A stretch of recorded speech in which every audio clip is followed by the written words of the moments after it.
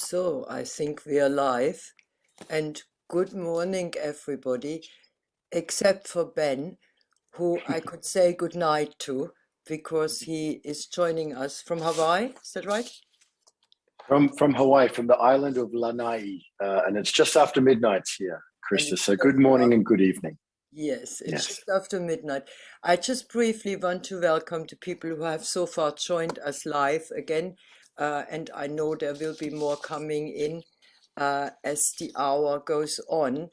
And thank you all for also being there yesterday. We had a huge amount of people clicking into the live streams, around 3,000 so far, and we hope that this will happen again today.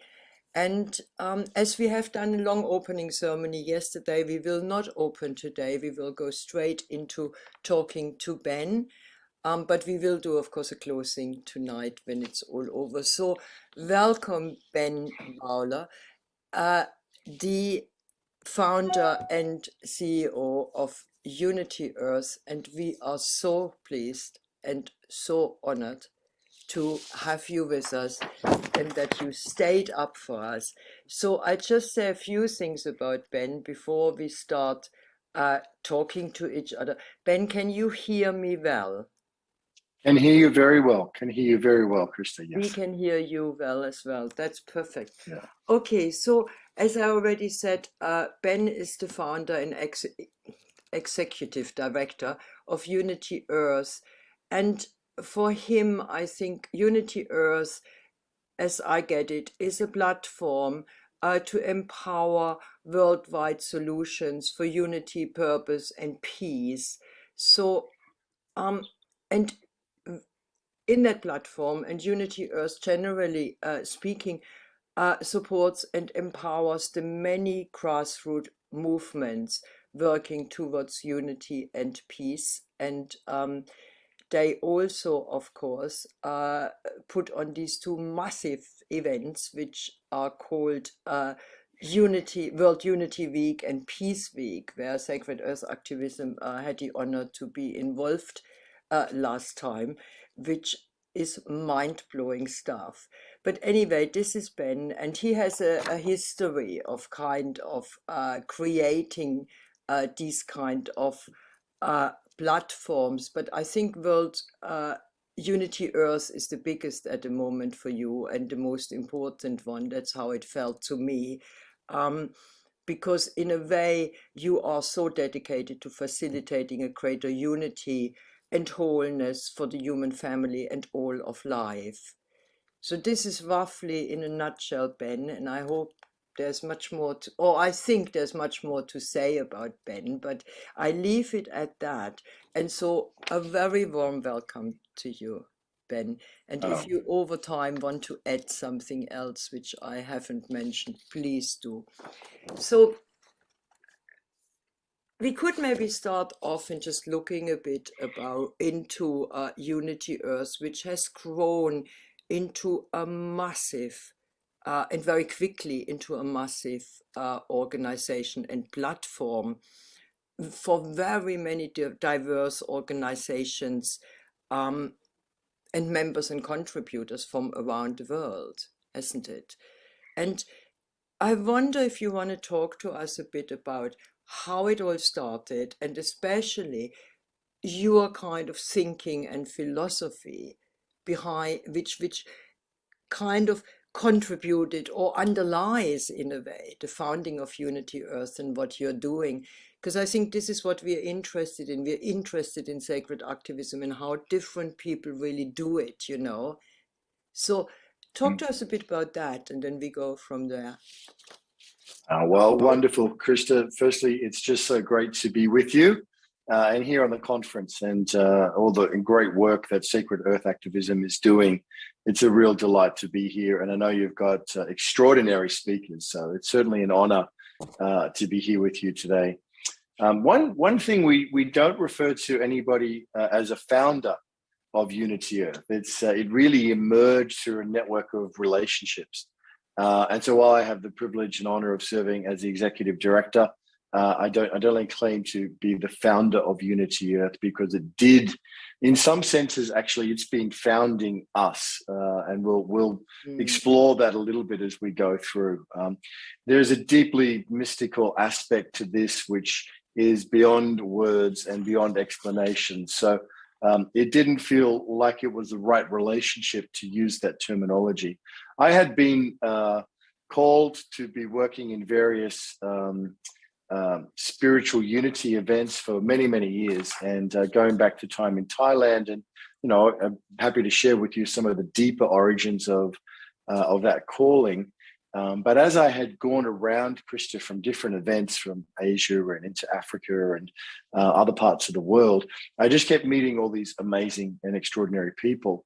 And about 2015, it really took an extraordinary lift when I met Dr. Kurt Johnson, who will be known to many of your attendees today as one of the pioneers of the interspiritual movement.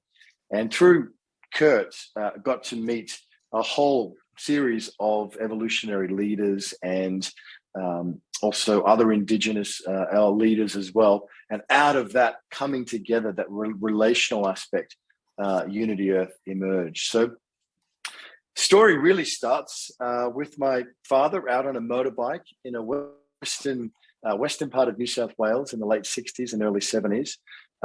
My dad, Jim, was out there doing his research work on a really remote area.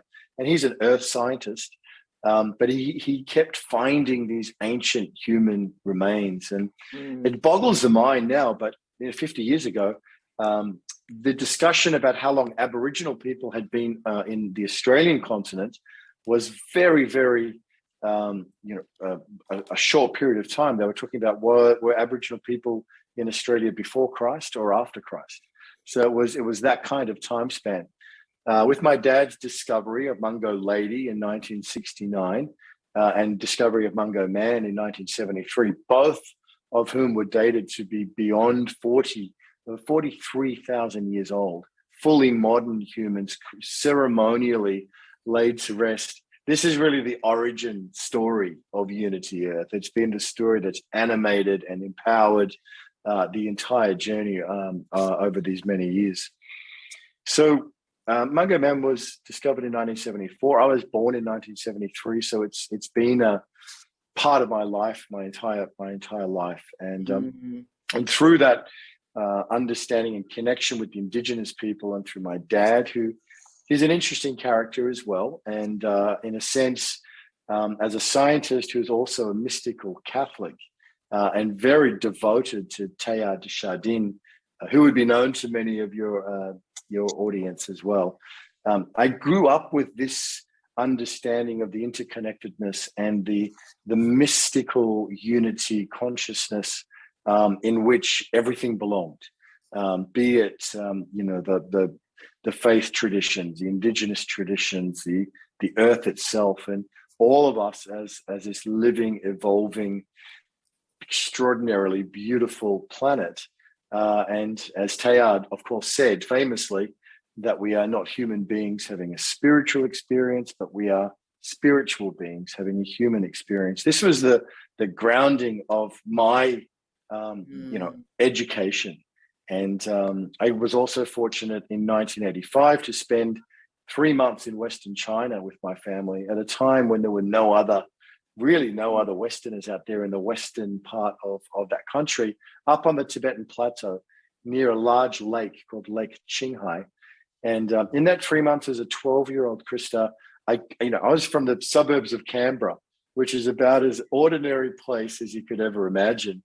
And then going to meeting the Tibetans, engaging with the Chinese, learning the history, and just awestruck by the diversity of the human family, and really, feeling the power of the epic largeness of our planet and its diversity and its flourishing traditions, and realizing, that where I was from was just a very small bubble. And so these were formative experiences for me. And then through that, I'd always held a fascination with spirituality and theology. and particularly comparative. How can we find ways to bring our traditions into more of a conversation with each other, more of an embrace of each other, not by dropping our beliefs, but by expanding them. And so this was the journey and the origins of the journey for me. And then in 2006, my wife at the time and I were in Thailand. We had an opportunity to go to Thailand. There was a volunteer opportunity, and we said yes to that. And it was that yes that has changed the course of not just my life, but my family's life, and changed the course of our journey. So being up there in, again, pretty remote northern Thailand, up north of Chiang Mai City in the mountains that bordered Myanmar and Burma, we thought we would stay for a year or two, but we ended up staying there more than 6 years, and our 2 children were born there, and a lot of the stories and the journeys that went on to form tributaries into Unity Earth were really coming from that period of time, Christa. So we were working with the migrants, the Burmese migrants coming across the border and doing social programs with them. But at the time, one of the pivotal things that happened was I formed a friendship with a young Thai Buddhist monk. And he was the abbot of a temple in town called Wat Si Bun Ruang in Phang in Chiang Mai province. And we were talking about, the tradition of for Thai people to join the monastery for a period of time, and particularly men in Thailand. In Sri Lanka, it's men and women, but in Thailand these days, it's mostly men. But we were talking about that tradition of becoming a temporary ordained monk. And I asked him, could we bring Westerners to have that similar experience? And he said, absolutely. So that was the beginning of what became Monk for a Month. And Monk for a Month ran for many, many years, not just in Thailand, but we expanded it to Cambodia and Nepal and up in the Himalayas, where it ran for 6 or 7 years. And this was a turning point, because this deep dive experience into faith tradition, into a cultural tradition, into a spiritual tradition was totally life-changing for many people who came. And it certainly was for me. Being there, facilitating the experience for so many people coming from around the world, and having first-hand experience of another tradition. So not just reading about it or maybe practicing a little, but going deeply, deeply into the immersive experience. So Monk for a Month, we put it up on social media at the time, and people came and found it from all over the world. And that then one thing led to another. A year or so later, we then started a program called Muslim for a Month in Turkey, which was another deep dive immersive experience into Anatolian Islam. Yeah. And it was, people, it showed up on the radar, and BBC and CNN and other news sources started doing stories on it, because it was at a time of very heightened Islamophobia. But again, it was the mystical aspect. And that journey culminated with a pilgrimage to Konya, which is the resting place of Rumi himself. And so going to Konya and feeling that, and we were there with Christians and Muslims and agnostics and atheists and Jews. And I mean, it was very diverse people that were doing these programs. And they also ran for several years. So the more we were doing these programs, Christa, the more I was befriending and getting connected to all these incredible people from different parts of the world, different spiritual traditions, different religions. And with the Indigenous story of Mungo and our connection to Indigenous Australia as the oldest living spiritual culture on the planet, just really empowered and drove a lot of the connections and the synchronicities and meeting the right people at the right time, and that continual journey into the adventure, the great spiritual adventure.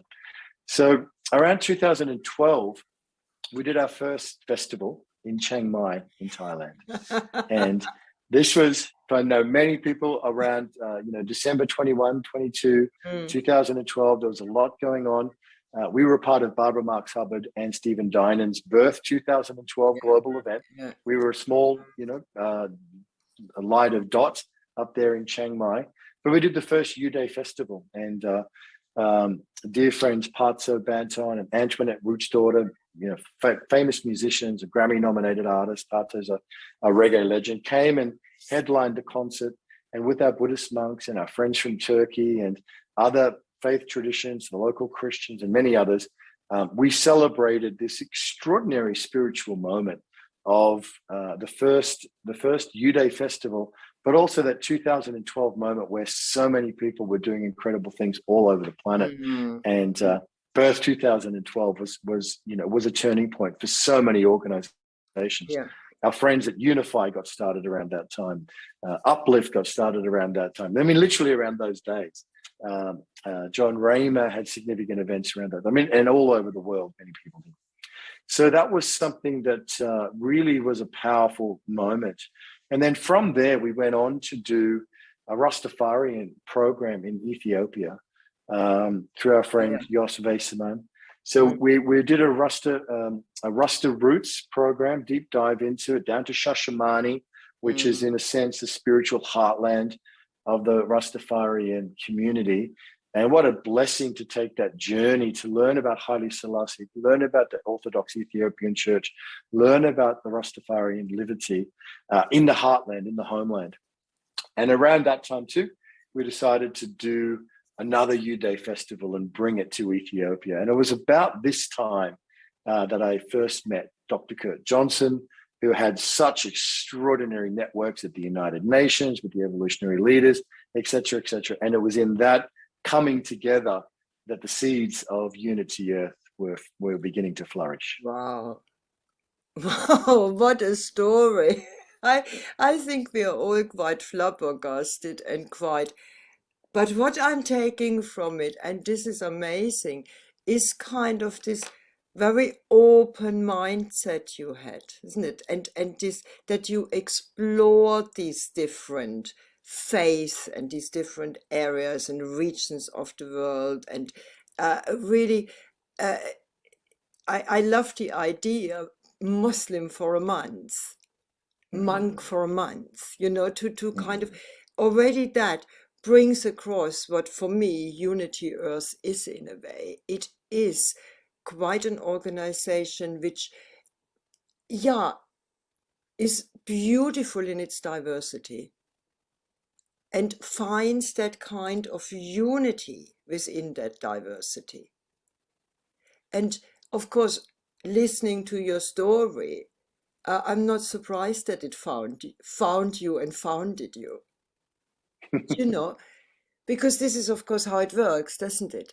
We are walking that path, and then it leads to something. And if we are courageous enough and put the effort and the work in and give it some focus, we can create something out of that which finds us. Yes. So yes. I absolutely love that story, and this is really quite something. So coming a bit more and a bit deeper into that, so if you look at Unity Earth and what you have created there together with others, and how it found you, and it found in a way the group which then founded it and created it together, what do you feel is the underlying kind of energy? I don't want to say energy, the underlying, and I don't want to say philosophy. What holds it together underneath it all? What is the, because it's very diverse. Yeah. What Yes, it is. What does unify it?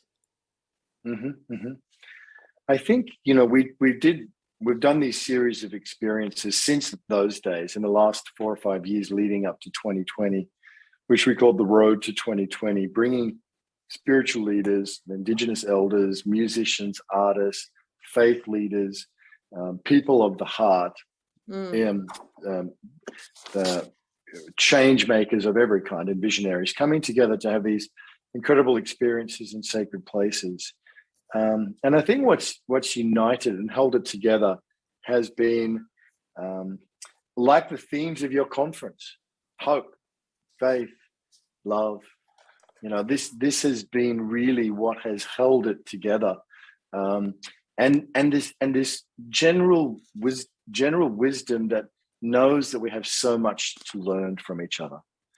and that it's a beautiful journey to take a deep, sincere dive into learning from each other. Every tradition, every human culture, every wisdom tradition, indigenous, faith-based, spiritually emerging programs have so much to offer and so much to give us and to guide us. So this wanting to really be there and to learn from each other and to understand each other, seeking first to understand rather than to be understood. Yeah, and that's of course amazing, because that is of course something where our normal world and our development seems to go in a completely different direction. No? It's first, oh, listen to me, and so on. But the other thing also is that as we have had, and this is a kind of buzzword, I know right now, but it still means something in that context, as we had this incredible development of separation from absolutely everything. No? We have more and more separation in a way. And yes, we could start now with the earth, and that earth and spirit got even separated, and so on and so on. But the idea of that, what you said, that it's people of the heart, change makers from all, listening to each other, works directly against separation, doesn't it? Which is the big ill of our times. I think that's right, Christa. And you know, we have all of the wisdom, we have all of the knowledge, we have all of the inspiration from our extraordinarily rich traditions to lean on, that can help us to advocate faith and hope and love and courage and action and all these beautiful things. And we see communities coming together and inspiring one another. And then you add the element, the essence of music and art and creativity.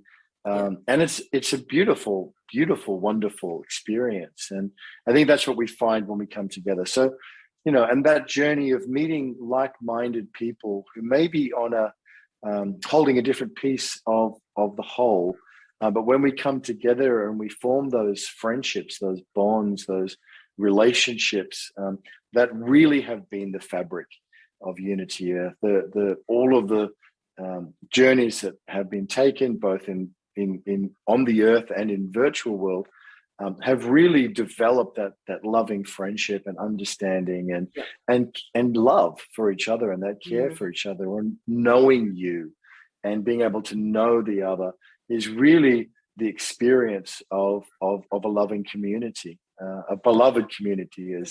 Community, isn't it? Yes. And you just, because I wanted to get to this, because this is about then coming out of the separation and going towards community, isn't it? Yes.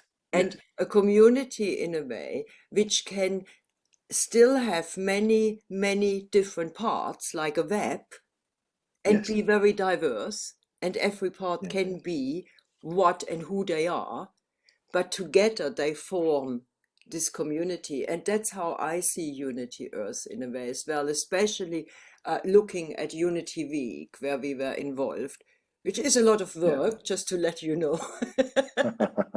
I know. As you know. But the diversity was quite incredible. And how all of these different organizations and hundreds of people saw themselves as part of this happening there at Unity Week, and were supporting each other and working with each other and bringing their own philosophies and their own experiences and their own spiritual gifts and their activism, a lot of the indigenous people now, into it. And what I felt very much there, which is one part of that love and community, is that acceptance. The acceptance of those different faiths, different learnings, different philosophies, different, as long as it is within this framework of a beloved community, a community which works towards unification. So I think Yes. it's an incredible organization, on a big scale. Coming to something a bit more base and earthy, tell us a bit about who's actually involved, because there's people worldwide involved. Just throw a few at us so that people get an idea. Yeah.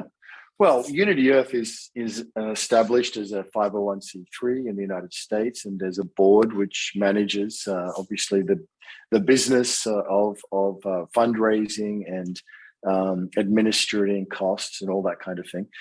It's registered in Australia. We're in the process of a journey towards registration in India and potentially Europe and Africa and other places. So there are many ambassadors and musicians and diplomats and spiritual leaders who are part of the family. But as an organization, we're not huge. We are we do what we do, Christa, through partnership. So by partnering with the Sign Network and partnering through with Unify, partnering with the United Religions Initiative, who have been foundational partners, partnering with organizations in religious institutions and in educational, tertiary educational institutions and other places of even where we can with institutions which are on the journey with us, whether they're from the UN or whether they're from nation states or whatever they are. The general sense is that everybody, who wants to go with us is welcome. And so that's been.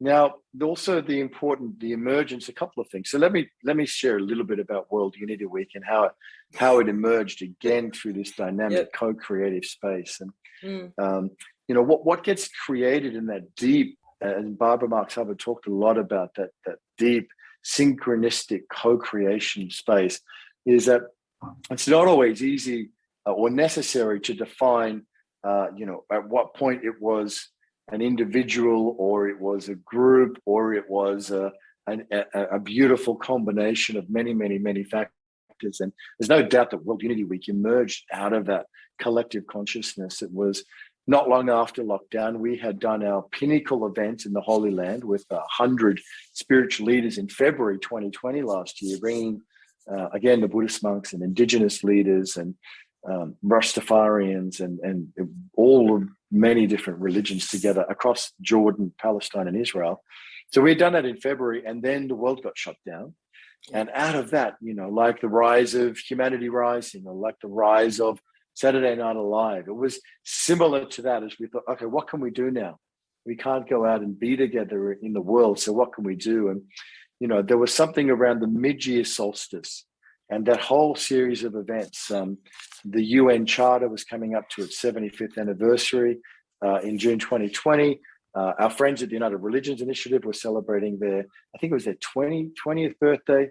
So there was all sorts of extraordinary things kind of coming together. And out of that, originally it was going to be World Unity, like a weekend, and then we expanded it into a week. And it was just one of those things. It was the right idea at the right time, with the right people committed to it and came together. And it became just an incredible rush of co-creativity and a flourishing of synergistic, loving connections. And you're right, the diversity is something that is extraordinary. It is. This year in 2021, sometimes I explain it to people like this.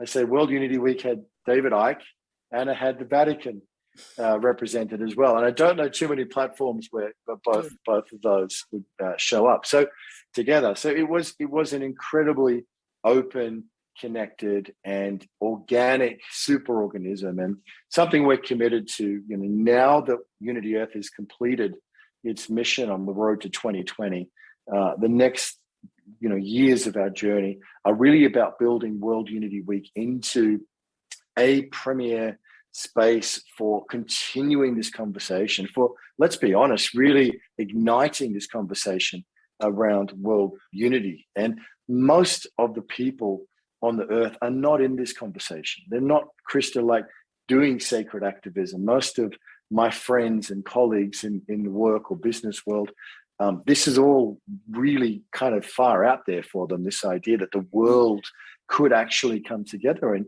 even conversations I've had recently, people are afraid. And they think that in coming together, we're going to have to give something up.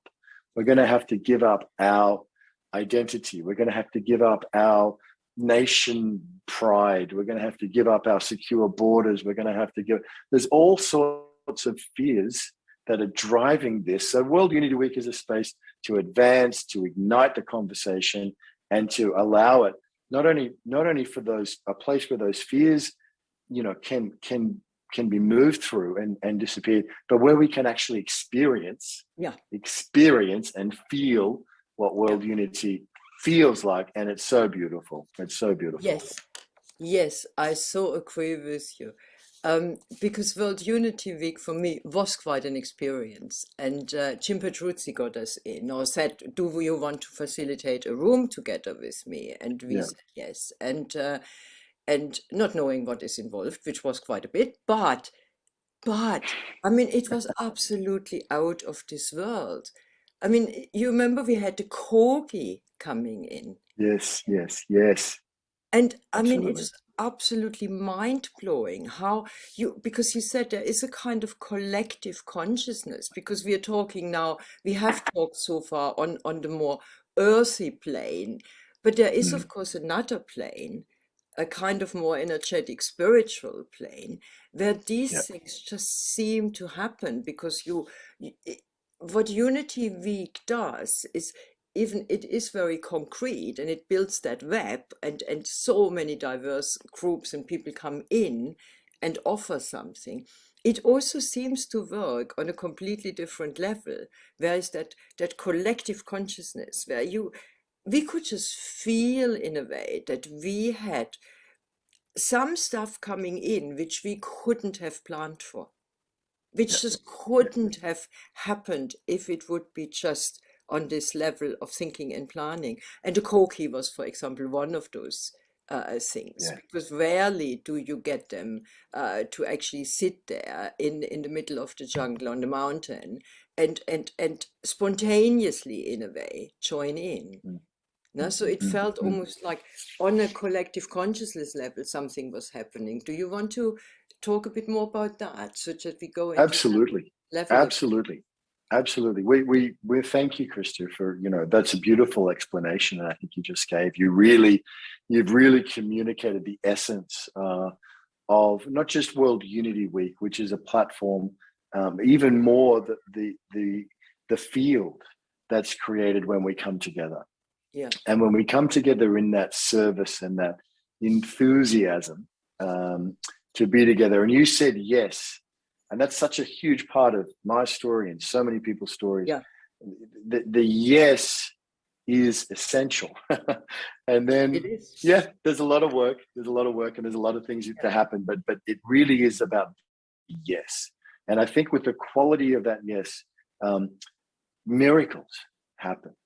And it's important that we're not going to be able to get there just at the level of the mind. It doesn't matter how brilliant we think we are. We're not going to be able to get there just at that level of what's got us to here. It really is a deep surrender to a divinity, to a higher consciousness, to God, whatever spirit, whatever concept is people's highest reality. But that surrender into that experience opens the door and invites in a whole galaxy of spiritual support. And that is so wild. It is wild, and it is so much fun. And yet it takes courage, and it takes effort, and sometimes it's not easy. Sometimes it's tough. Sometimes there are many challenges, and there are doubts, and there are fears, and there are obstacles to doing that. And sometimes there is sacrifice. I mean, it's not all just, easy, beautiful pathway. But I think what you've just communicated so beautifully is that it is opening to, surrendering to that higher consciousness is essential in this work together as we go forward. And that is, it's a joy, a wellspring of joy when we come together in that place and have this spiritual adventure together. Absolutely. And I think I'm going to take this for a moment just to have a bit of a more conversation about this, because this is a different level, isn't it? And this is maybe if we think hierarchically, maybe it is the most important level, but it's just one level, and it is an important one. Mm-hmm. You know, I had a very small experience, but I think it might illustrate it from a different angle. I was kind of thinking last year for a few months, I should write another book. I should write another book. And then I beamed it out a bit and say, oh, bring the contract in, you know, and kind of if it's on the cards that I should write another book, let it come towards me. And then, of course, came a publisher phoned up and said, would you like to do a small book, blah, blah, blah, something very simple, you know. Beautiful. And no, but then what happens, of course, then I looked at my schedule. And then I thought, oh, sugar, you know, I haven't got the time. I can't do that. Do I really want to write? I find writing hard work. Writing doesn't come because I write in a foreign language, you know, so it's hard work. So anyway, the whole bloody thing came in, the whole mindset came in. And suddenly I thought, no, wait a second. You have sent it out, you know, you said in my kind of little morning ritual, I said quite a few times, bring it towards me if I should write another book. You better say yes now, because you're not playing with this. This is a serious level, and it's as serious as the level here. And what I wanted to get at was that you said about this saying yes. Mm-hmm. And speakers in the last conference said so.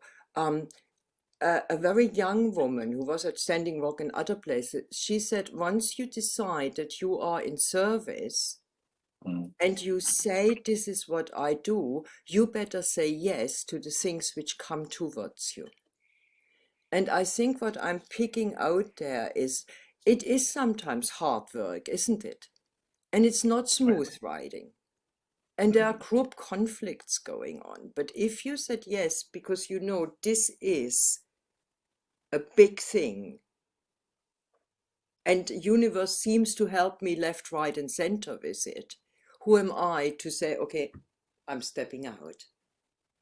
Yeah. I think there's something in that balance which is interesting. I find interesting that balance between what's coming in and all the help we get and all the exciting stuff which happens, and we saying, oh, but I can't do this, and this is too much, and this and that. Do you feel that this is a human conflict almost? Absolutely. There are things we need to. Sometimes there's a price. Sometimes there is a price to pay, and in the end, you know, that pathway of going deeper into spiritual purpose and going deeper into your spiritual calling is always a good move. But in the moment, it can feel deeply challenging. And, you know, we know everybody goes through this cycle of challenge. How am I going to, you know, fulfill my purpose while I'm paying the bills and while I'm, you know, meeting all my other needs and while I'm having time for my family and loved ones? It's tough to do it all at the same time. But I think that's what ignites us to grow, Christa. That's what, you know, gives us the opportunity. Doesn't mean we're going to take it, but it gives us the opportunity to say yes to a new level of growth. And that's expanding our own capacities. I think that is ultimately what this is all about, this human life, is that growing our own, you know, soul's journey, growing our own capacities. Our spiritual growth is a byproduct of that deep surrender and that saying yes. And then, yes, the hard work and the efforts and the applying spiritual principles. And I think it's really important to have a community that can support us in that journey so that we're not on our own and that there is a community. And we have so many beautiful communities now. The work that you're doing, the evolutionary leaders, Humanity Rising with Ubiquity University, and many, many more all over the world that are here fostering and supporting that work. I do want to mention, because it's very important to us, something incredibly beautiful happened a few years ago, that through a synchronicity, we got connected to Emmanuel Kunzelman and Laura Rose, who are the founders of an organization called Purpose Earth, or Together with Unity Earth. And Purpose Earth has now been going for a bit over a year, and has given away almost $300,000 to groups that are on fire for their purpose, and funding and mentoring them, and just this beautiful vision of Emmanuel and his wife Laura. So that's become part of the Unity Earth fabric organizationally as well. And they've supported now, I think, 25 or 30 groups around the world doing small, grassroots community activation, environmental programs, spiritual support programs for women and girls, and many, many other things in Africa and India and all around the world. So, saying yes does unlock all sorts of beautiful surprises along the way as well. Yeah, absolutely. I mean, that you're speaking here is a beautiful surprise for us, no? And I mean, we will later on, right at the end, Jonathan and I talk a bit about how Sacred Earth activism was actually came to be, and it was about a saying yes to something, even we were both extremely busy. But so coming back to that idea of purpose and community, and I think you touched on something there which is really, really important, that we are moving away from the individualism and individual and moving towards community. And this is another step in the right direction of moving from that separation to connectedness, isn't it? And I felt lately over the last maybe 30, 40, 50 years that we went through a fairly necessary development of individuating, but that now we almost reached at a point where individualism started turning into narcissism. Mm-hmm. There's always a tipping point of something good can become something which is quite self-centered and narcissistic. And from that point of view, I feel that what is happening out there in Unity Earth is a big part of it, but there are many others as well. It is this understanding that we need to work as communities again and support each other and build a holding vessel for each other, and say we really contribute to each other and in the best way we can. I mean, I see this as beautiful that you are here right now and we contributed to Unity Week, and it's just there is no there is just this feeling of we are forming communities. Somebody said lovely in the chat, and I want to say that now. Somebody said here, Ben's words are like food for the soul, such a foundation to build on. Unity Earth feels to be the modern tribal community of times gone by. But that was a remark in the chat from Beautiful. Joanna. Thank you. And thank you, Joanna. I feel the same. We're building modern tribes, don't we, somehow? Mm-hmm. Mm-hmm. That's right. We're building that, and we're able to have in our tribe people from all over the world. So, through the wonder of technology, and even now with the whole situation of the last 2 years, we've been forced to go online. And in many ways, that allows the tribe to be connected globally, even more and more and more in different ways, in so many different ways. So I do think it's a very hugely exciting time. It's a deeply challenging time, of course, for everybody in various ways as well. We have an event coming up, Christa, that I'll just touch on December 21, called The Longest Night. And The Longest Night is a vigil of lament.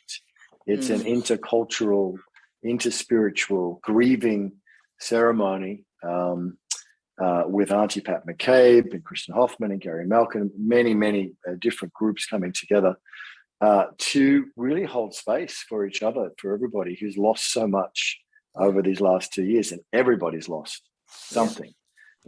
freedom, ways of life, health, loved ones, relationships,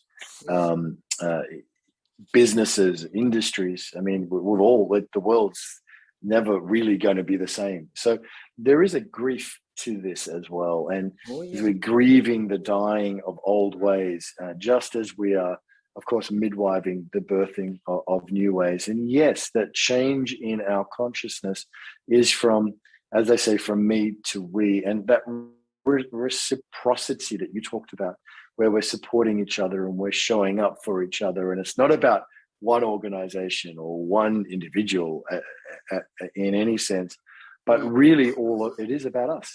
It's about us and the big us, which, really includes the thriving natural world of which we belong to as well. So, it's a big journey. But it's an exciting time to be alive. But it is an exciting journey, isn't it? And I'm chuffed that you talked about this night of grieving and laments.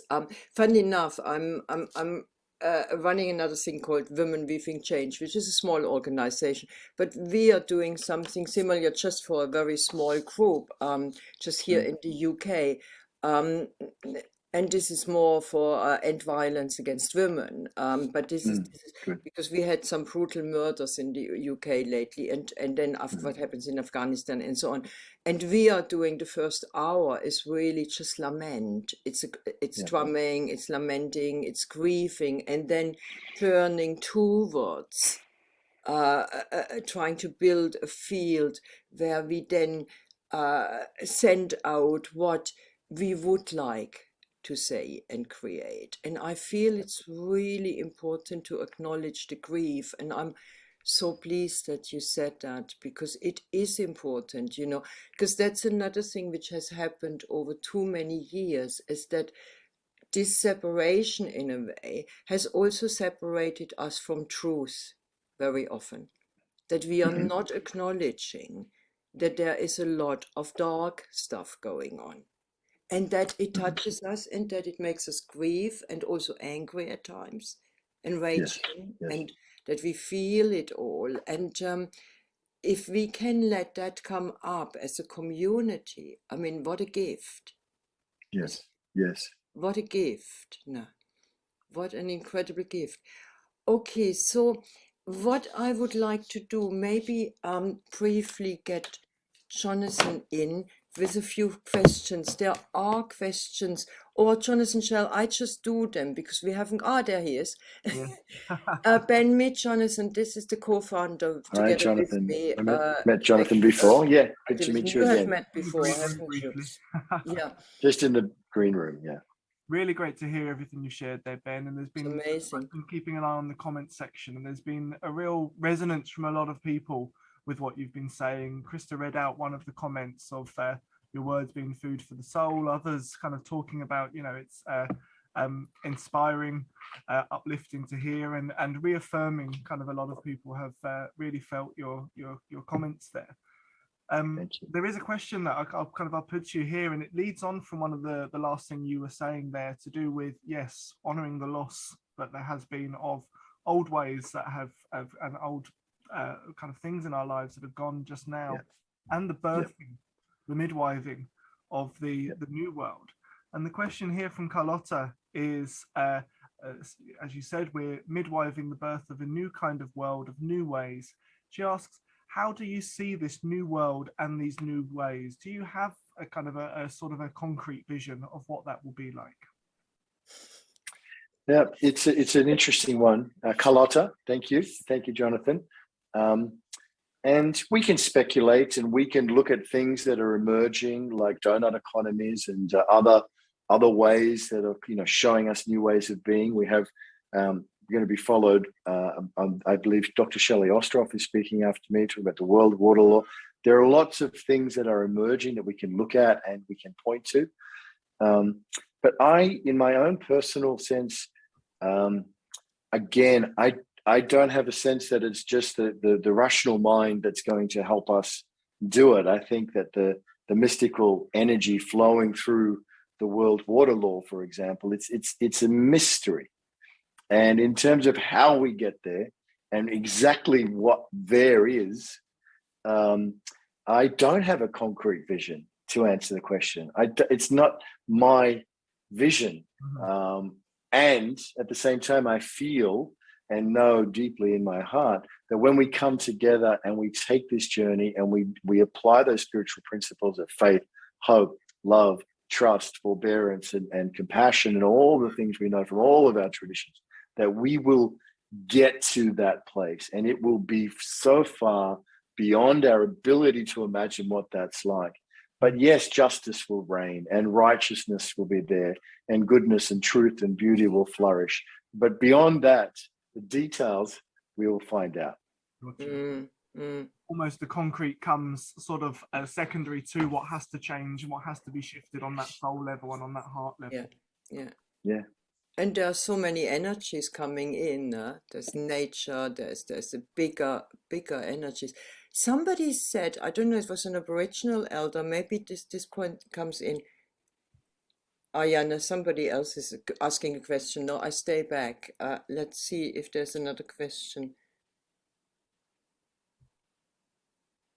It's interesting. Joanna's, it's not a question, but a comment. I think it's good. Okay, great. Let me just move that up there. So yes, comment from Joanna there is, I had about a month of deep grief a few months ago, some of which I knew and understood. There was a lot I had no idea about. Now, after what you've been discussing, Ben and Christa, talk about the night of lament, it helps understand it all. Oh, wonderful.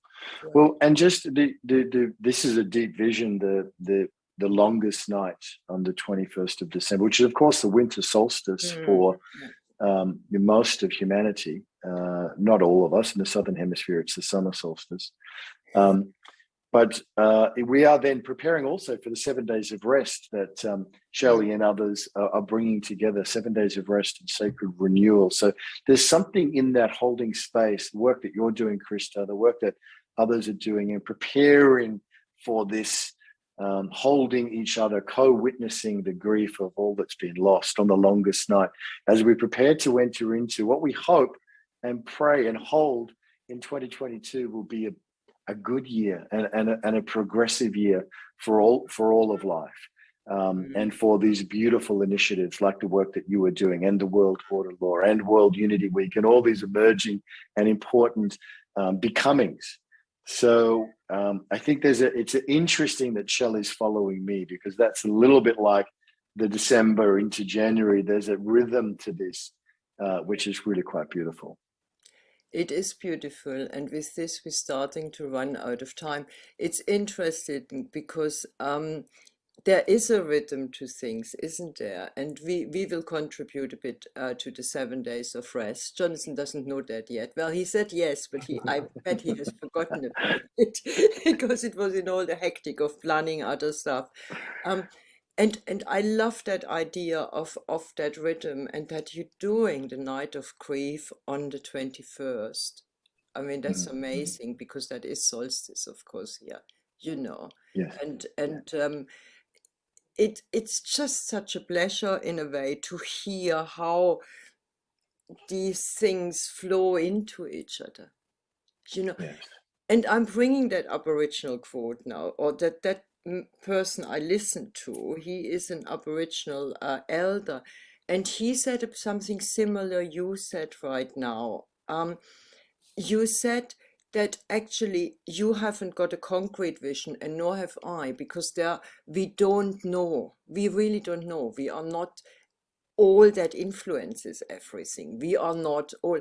And he said, our task now at this time, where it's very complex, because things are getting complex, because different layers are at work here, all we can do, but we are also asked to do, is to build containers out of, and you said it, love, compassion, connecting with each other, weaving that web.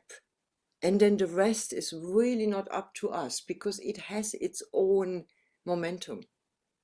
But doing, yes, we must. Yes. It was really interesting.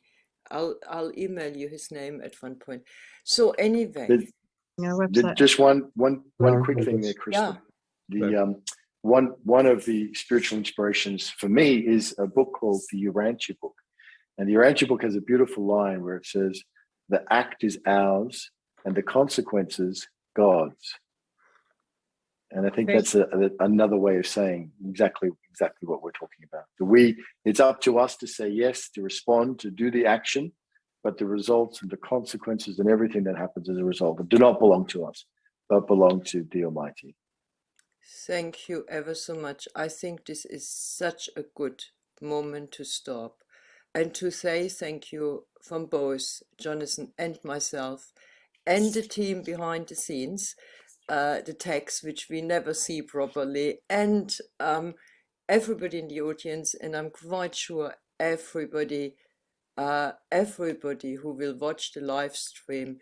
Thank you ever so much for joining us at 12 in the night, and I hope you sleep well, and I hope you didn't have too much coffee beforehand to keep yourself awake. No, it's been wonderful. It's been great to meet you, Jonathan, and thank you, Christa. Aloha from Lanai.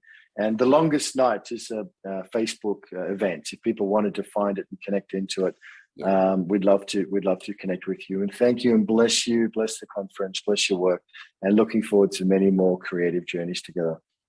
Thank you. Bless you. Thank you. Bye.